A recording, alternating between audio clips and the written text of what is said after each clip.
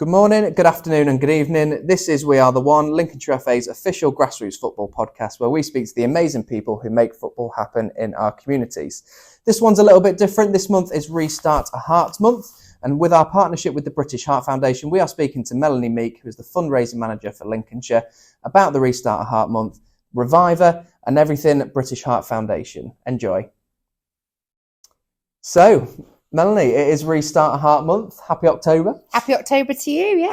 And just first of all, can you sort of tell us about your role with the British Heart Foundation? Yep, so I am the Community Engagement and Fundraising Manager. I cover the whole of Lincolnshire and Rutland, and my role essentially is to promote awareness around what the BHF do, to share our incredible life-saving, life-changing research, and to support people that want to fundraise for that research. So that might be individuals, groups, corporate organisations, anybody and everybody that wants to support the BHF. I get to support them, and that's really great. Amazing. So as we've touched on, October is Restart a Heart Month. So why is that so significant, and what are the specific goals that you and the British Heart Foundation are sort of hoping to achieve this month? Yeah, so it's kind of two-pronged in its approach, really. So for us here with our amazing partnership here in Lincolnshire, we're wanting to sort of promote CPR. The month is Restart a Heart Month. Restart a Heart Day is the 16th of October. And we need to do that. And the reason we need to do that is because nationally, the statistic for surviving an out-of-hospital cardiac arrest is 1 in 10. Here in Lincolnshire, it's 1 in 16, which is even worse. And we need more people to know and feel confident that if they were encountering a cardiac arrest situation, that they might be able to do something, or feel that they might be able to do something. And then as a wider BHF, as part of a partnership with Sky Bet, we're trying to train 270,000 football fans in CPR. You'll have seen maybe the work we've done with people like Tom Lockyer, and we're really just, again, trying to push it into the football community. Vinnie Jones got back on board and done another of his, legendary videos. So we're trying to do it on a national level, but here locally, we're really trying to have some impact in sharing it with the public as well. Fantastic. And you touched on those statistics as well around, survival rates for out-of-hospital cardiac arrests in Lincolnshire and nationally being quite alarming. Yeah. Why do you think, also, what do you think are the main reasons for those low survival rates? Obviously, it's 1 in 10 nationally. Why is it worse in Lincolnshire as well?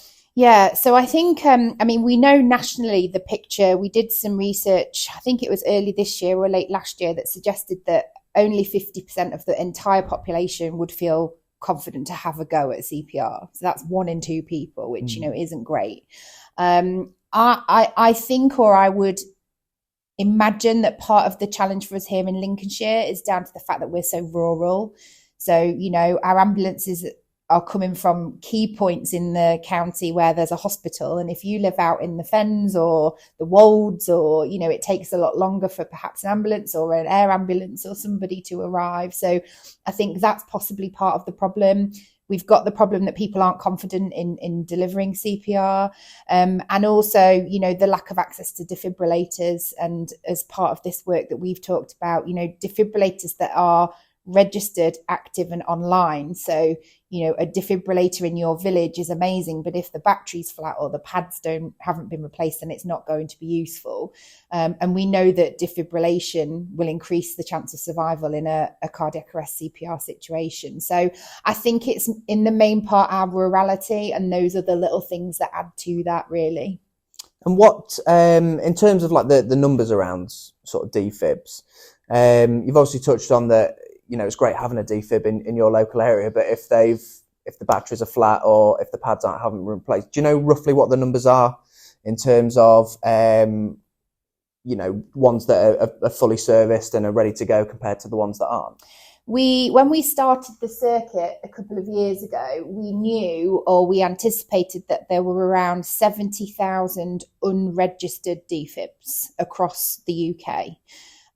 We are coming up now, since the launch of the circuit, to a point where we will have registered 100,000 defibs. Wow.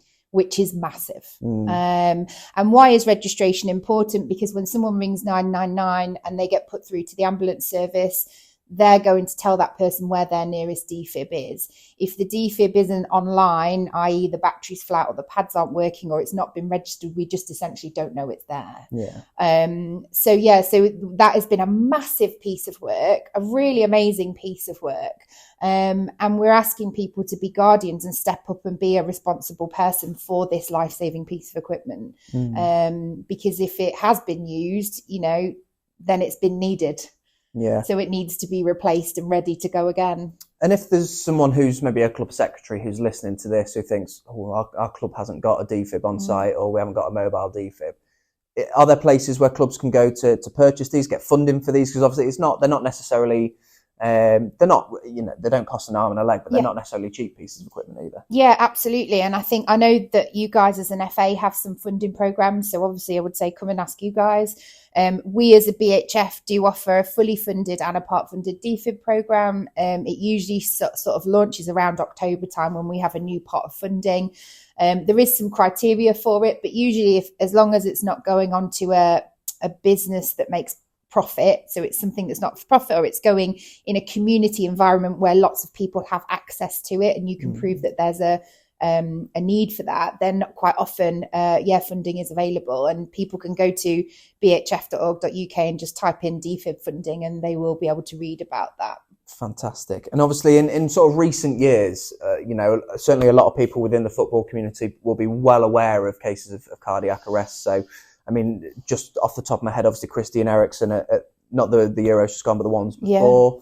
Fabrice Mwamba, obviously Tom Lockyer for Luton last season as well, are just sort of three sort of high profile cases. Do you think when incidents like this sort of happens, it sort of almost reminds people that actually you need to learn CPR, you need to be ready should that happen? Yeah, we do. And we know from data that when these things have happened, we've seen spikes in our website hits on people looking to learn CPR or looking to find out about defibs. Like there's a very obvious correlation between people noticing that and then wanting to find out more. So I think that's part of the reason that RevivR came about, really, because we're trying to create this kind of easy tool for anybody to be able to learn the basics of CPR. Yeah. And people will be listening to this thinking, well, you've just listed three high profile cases, but this can affect anyone, can't it? This isn't something that just happens at the elite level of football. We've seen instances, unfortunately, we have, at grassroots level in Lincolnshire in recent years as well. Yeah, absolutely. And I think it's really important, even more important in our rural locations on these grassroots pitches, that, mums, dads, aunties, uncles, supporters, anybody at the club knows CPR. That if someone has a cardiac arrest, every minute that CPR isn't administered, their life chance drops by 10%. So the defibs, we know they increase the chance of survival, and yes, they're essential, but I'm sure, I think a defib was used as well, so I don't want to quote this wrong, but, I think CPR and defibrillation on Fabrice Mwamba was something like 78 minutes. I've met people out in the community, golfers, who've had CPR for 17 minutes before a defib's arrived because it's come by road or by helicopter. So we know that CPR, if it's administered very quickly, gives people the best chance. And out in these rural places on these grassroots pitches, 15 minutes is all it takes for everyone to have a little watch of a video, get a cushion off the sofa and have a go at RevivR. Yeah. And we've heard case studies of positive sort of endings to quite tragic situations. Most notably, obviously, when we visited Wolves Wanderers in Market Raisin with Andy and Rowley, who were both playing for the same walking football team. I'll obviously let you tell this story. I don't want to take it away from you, but both were playing walking football, weren't they? And then obviously Rowley collapsed. Yeah. And I think he, and if anyone's interested, they can, read about Rowley and Andy's story on the blog post on your website. But, Andy had delivered CPR before. I think he'd been a firefighter in the past, so he had some knowledge of it. But didn't hesitate to go in and start doing CPR, and saved his life. And I meet people that, have been saved because of somebody's swift actions. And I think, we can't save everybody, and it might not work, but to know that you've had a go and you did something and you mobilized and you were, had a go. I think for me personally, I think it's, if I stood there and I didn't know what to do, that would almost be worse than knowing or having an idea and kind of trying to do something. And we talk about, we see it more at grassroots level, and we see it in the media, and we see it in football stands. I think there was one last week with a fan, they were doing CPR in the stands. I think it was Cambridge, somewhere like that. I think it was West Brom, actually. But the other statistic is that actually 80% of these cardiac arrests, 30,000 out of hospital cardiac arrests a year, 80% of them actually happen at home. In the home. So actually, if you are one of the unfortunate people that encounters a cardiac arrest in your lifetime, the chances are it's going to be someone that you know and love and care for. And I think when we talk about learning CPR, learn it for the people that you live with, and the people that you love. And what I know about grassroots football is there's so much love at these pitches. These people are passionate about each other and the players and the teams. And again, I think that just really adds that important message is, it's not a difficult thing to learn. No, absolutely. And that sort of leads us quite nicely on actually to what you mentioned before about the RevivR app. So can you just sort of explain how that app works and why it's such a, an effective tool?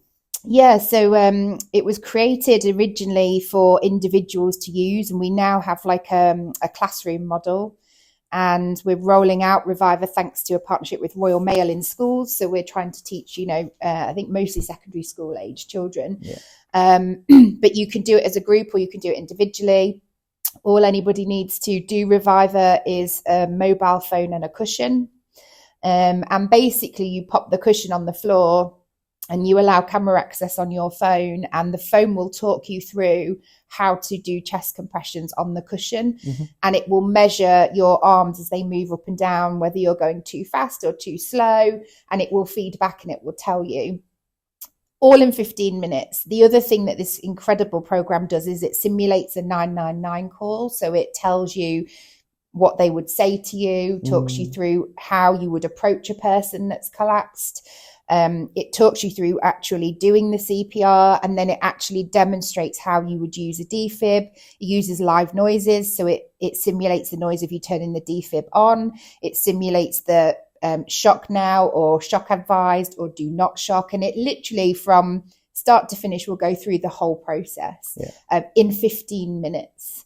So I think everyone's got 15 minutes, right? Well, there's a perfect example, isn't there, that 15 minutes before, at half time. Yeah, absolutely. And, I think the biggest thing that I notice when I do RevivR with a group of people is we always ask the question, and RevivR will ask the question as well, at the beginning, from 1 to 5, how confident do you feel in delivering CPR? And very often it's a 1 or a 2. And by the end, most people are at a 4 or a 5, and I think that whole sort of planting of a seed, the starting of a neural pathway in your brain that, actually, I think I know what to do here. I think I can remember how to do this. I think sometimes that's all we need to give us that bit of confidence that, I'll have a go. Yeah, absolutely. And you've touched on that it takes just 15 minutes sort of for people to learn how to perform CPR using RevivR. Do you think that sort of quick training format is, has the ability to help bridge that gap in sort of public knowledge and confidence around CPR? Because it does just take 15 minutes. Absolutely. And, people can go and do, a full first aid course, or people that are really interested can find out more. RevivR was created to allow anybody with access to the internet and a phone and a cushion to have a go at CPR. And again, I think as a group, I always say to people, when you get the Monopoly board out at Christmas, fall out over learning RevivR instead, do it as a family. It's kind of it's access, lots of homes have got internets now, lots of people have got phones, and it is a resource that's there for people to access. Even I think just watching through it and listening and learning the steps is something. So yeah, I do. I think it does offer that, and it does bridge a gap. And I think the 270,000 football fans that we're trying to push this information out to, I would imagine that most people have access to that. Yeah, absolutely. And obviously we've touched on that October is Restart Heart Month. So what events can put people sort of, expect to see throughout October? How can they get involved? So that might be, for example, one of our junior clubs, a training session on a Wednesday evening, for example, take 15 minutes and learn RevivR. Absolutely. Yeah, absolutely. And, we've got some clubs doing some fundraising this month. I think the Grimsby Borough under 10s are doing their Sunrise Walk again. Fantastic. Fundraising for, obviously they have a close connection with Reg and all of what Reg goes through. But get the kids to bring in a cushion, set up RevivR. People can contact you and I can provide a link for group RevivR. It doesn't have to be on the 16th. It could be any day in October. It could just be, let's have a conversation about CPR. Yeah. It doesn't even have to be RevivR, but to sit with your club or your, everybody that's involved in the club, the secretaries, the treasurers, the chairman, the grounds, everybody, and say, right, who feels confident that they would know how to do CPR? Because I think we don't talk about it enough as well. Yeah. And it might not even be that mobilising the training is the starting point, but just having a conversation.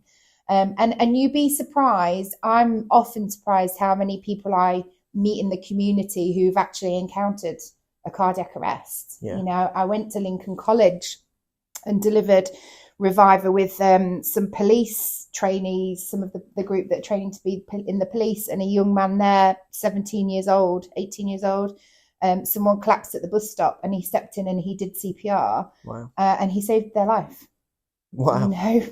So, it's amazing that there are people out there that have done it. And, Andy and Rolly are another example. I think there's, having a conversation or starting a conversation is a great starting point. Absolutely. And starting that conversation can have quite an impact, can't it? I mean, in your experience, what are, maybe some of the misconceptions that people might have around, performing CPR that hopefully this campaign sort of addresses as well? I think as a nation, as a human species, we sort of live in a state of fear a lot of the time. Fear about what if I do it wrong, or what if this person sues me. I get asked that a lot. What if this person sues me?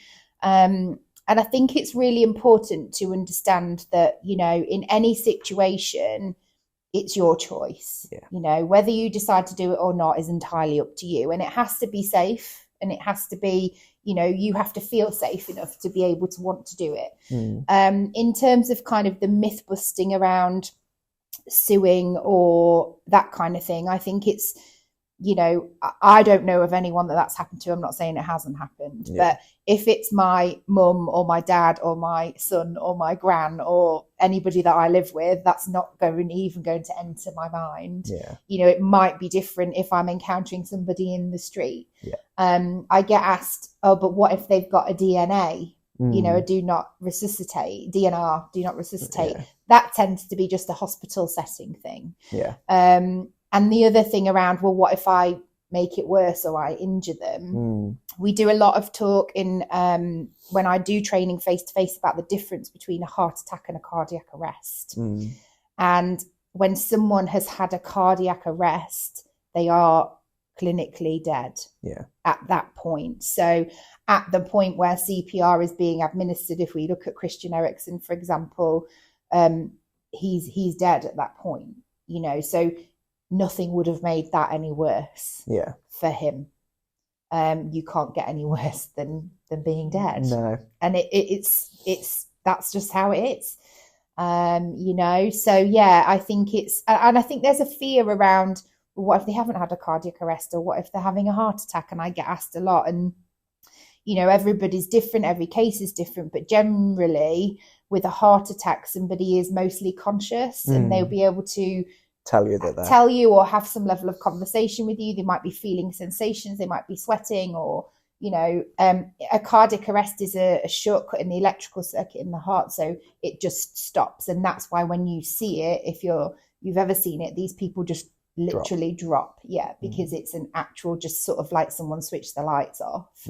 And that's when CPR is needed. So I think there's a lot of fear, but I think what RevivR offers, and anything we have on our website about CPR, is if you're scared of something, the best thing you could do is learn about it, right? Yeah, absolutely. And that seems to take some of the fear away, I think. In terms of around cardiac arrests, is there a sort of, a typical demographic that would affect? Is it an older generation? No. Is it absolutely anyone? Is it? Absolutely not, no. And I think it's, if you've just seen our recent campaign, which is part of an urgency campaign that we ran recently in the football world, it was about 12 football fans that had lost their lives. We had murals of them painted around the UK, and they were all under 35 years of age.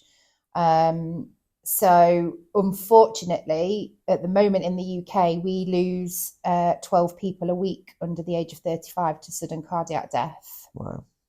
So yeah, it happens. Some of these kids were 14, 15, and obviously I think this is the biggest myth with anything to do with the heart and circulatory system, is that it only happens to older people. Yeah. And actually it can happen to anybody. We have Reggie's story. I think a cardiac arrest, we don't want to scare people that they're 30,000 a year isn't a huge number. No. But it's a big number when only 1 in 10 of them will survive currently. Yeah. And the reason behind that is that we don't have enough people being confident in CPR potentially. Yeah. And it wasn't that long ago when we had the really tragic news around Michael Palmer. Absolutely. Who obviously was only 23. Yeah. And suffered a cardiac arrest while playing. It was for Crowland, wasn't it? Yeah. And unfortunately, he didn't make it. No, and it's devastating. Yeah. It's absolutely devastating, and it's something you never would wish on anybody. And as I say, we can't say that we can save everybody.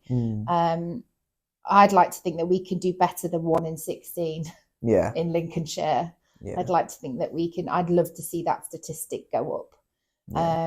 Yeah. So we're really, in terms of Restart a Heart Month, let's restart a conversation about it. Yeah. And talk about it and ask people, would you know what to do if I collapsed and had a cardiac arrest? Ask the people that you live with. Yeah. Ask the people that you train with on the football pitch, because if you don't know, there are ways to find out. Absolutely. And there is not a silver lining, but you understand what I mean when I say that there's some positivity around what Michael Palmer's dad has now done, has obviously raised an extraordinary amount of money, and is now donating mobile defibs to lots of Lincolnshire clubs as well, which Lincolnshire FA obviously helped and supported with that. We donated 2 mobile defibs to that cause as well. So it's worth noting that Mike Palmer's done some incredible work on the back of tragically losing his son to cardiac arrest. Absolutely phenomenal. And I think that, those kind of tragedies do really motivate people.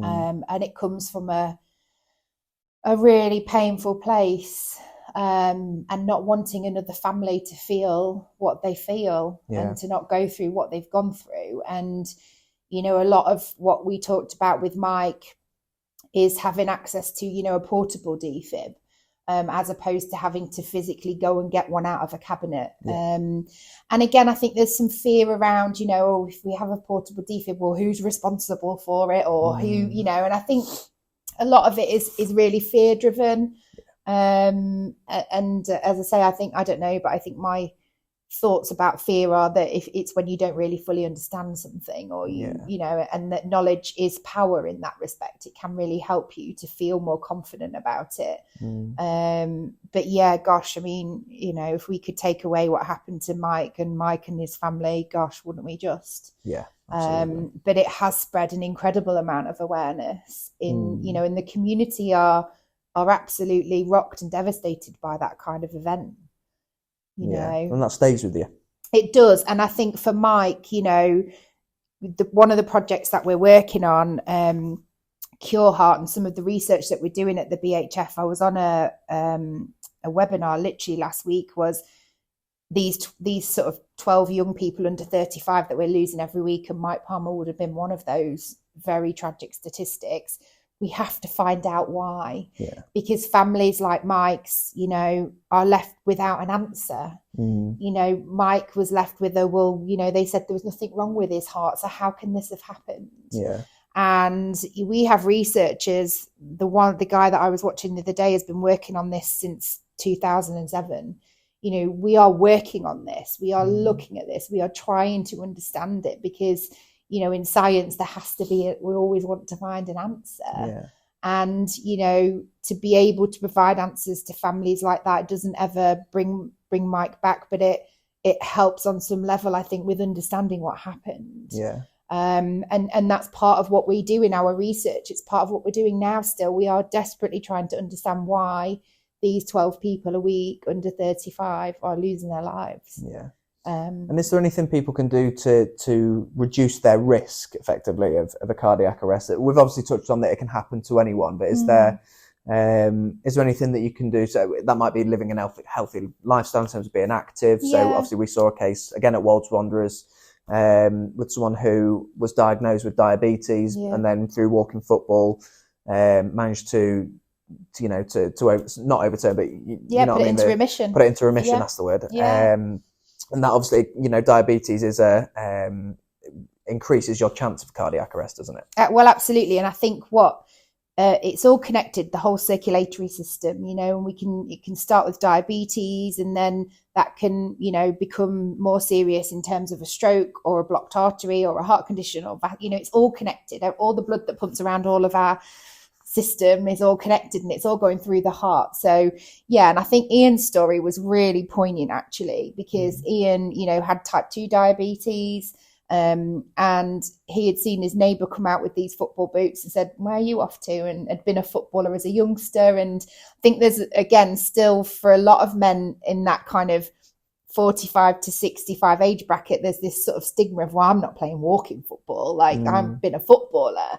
And actually when they get there, the camaraderie and the banter and the social element is just phenomenal. I mean, I love going down to walking football. So Ian had gone along and lost 2.5 stone and been told by his diabetes nurse, you've put this into remission, and he's come off all of his medication. And so we can't ever truly, the trouble with our heart is we can't see it. No, we can't see our circulatory system, so we can definitely do things, being active. I think we've got a challenge this month, Walk for Hearts, where we're trying to get people to walk a mile a day, and healthy diet, lifestyle, all of that comes into it. And there's loads of information about this on the BHF website.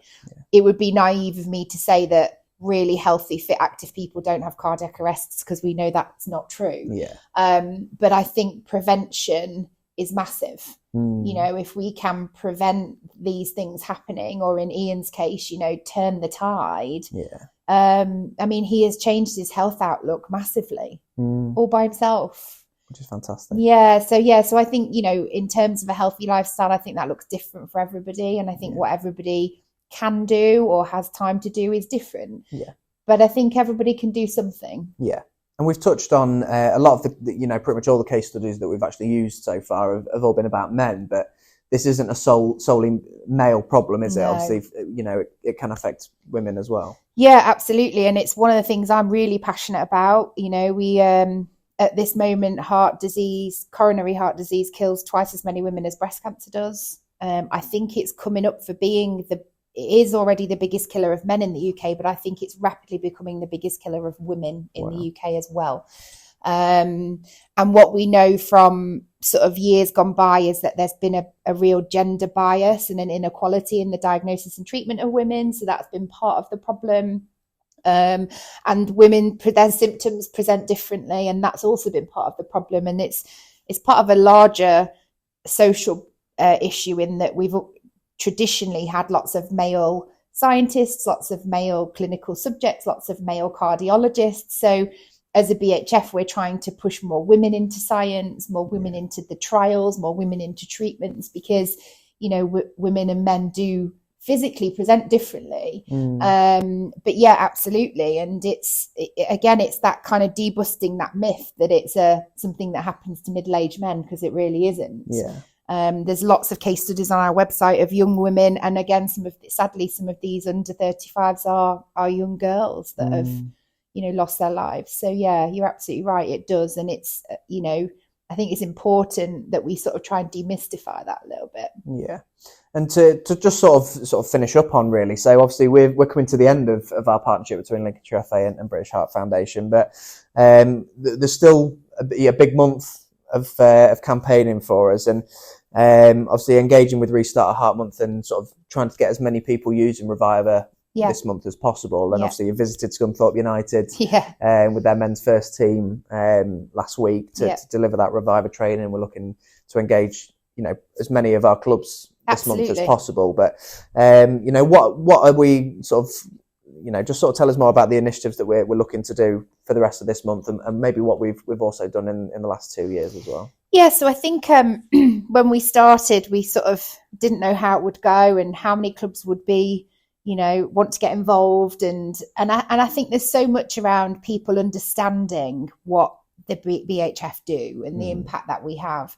And there's been some clubs that have been really, really involved, and we've met, Reggie and Ian and Andy and Rowley and, Trevor, and, it's just been amazing. And I've absolutely loved working in the world of football and grassroots football. And it is everything that community is for me. It's passionate people that are just dedicated, and they just love the game and they love the teams. And it's just been the most glorious partnership. And I think what I would love, I know as a kind of umbrella organisation, we wanted to mobilise enough clubs to raise £10,000, and we're close. I would love us to get there, and I'd love to remobilise. I guess this is my ask to any of the clubs that might be listening. If you can do CPR training or RevivR, and you can make a donation, if it's £10, £50, £100, 50 for 50, we were trying to get 50 clubs to donate £50. And although we hit that target because of the likes of, the Grimsby Borough Colts, who raised £1,200, we didn't get 50 clubs donating £50, Right. So this would be my ask to any clubs that are listening, can you donate an amount of money? And it doesn't have to be £50. But if you've been impacted by what we've talked about and you're interested in the work that we do, I would love to see us get to that point. And the Scunthorpe lads were brilliant, and I'm sure they won't mind me saying, but in the room of 22 of them, I think there was only 3 of them that said they felt confident to do CPR. Yeah. And by the end, they were all kind of buzzing, so. And the impact that they have on fans and people that, young kids looking up to footballers at whatever level, there's so much aspiration there. Yeah. So I'd love, the teams to get involved, to share this message, to take up RevivR as a team, learn it, share it on social media. That would be my ask. And I'd love us to go out with a bang and hit that £10,000. And again, clubs can help in other ways. There's, the season runs over the winter. We have Heart Month in February. If clubs can have a bucket collection at a busy match, we can get from £400 in a bucket. We had a bucket collection at Sheffield Wednesday. I think it was £1,700. Yeah. It can be a phenomenal evening. So I'm hoping to do one at Scunthorpe United with those guys. But, there's lots of things that people can do that don't require them to, give money that they've not got. Yeah. Yeah. Fantastic. Well, Melanie, it's been an absolute pleasure to sit and talk to you for this episode. And thank you so much for coming in and joining us. And thank you for all the amazing work that you do for the British Heart Foundation. Thank you for having me. I'll be very sad to leave this partnership. And thank you to the whole football community in Lincolnshire. You fill my heart with joy and make it very warm. So thank you. Amazing. Melanie, thank you so much.